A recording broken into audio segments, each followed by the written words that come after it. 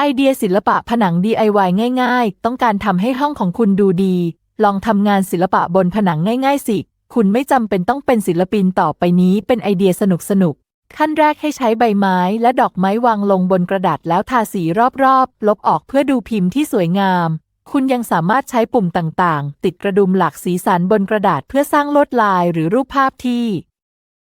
สนุกสนานมันง่ายมากและดูดีอีกแนวคิดหนึ่งคือการใช้สตริงจุ่มเชือกลงในสีจากนั้นกดระหว่างสองหน้าดึงออกมาเพื่อสร้างเส้นและการออกแบบที่น่าสนใจ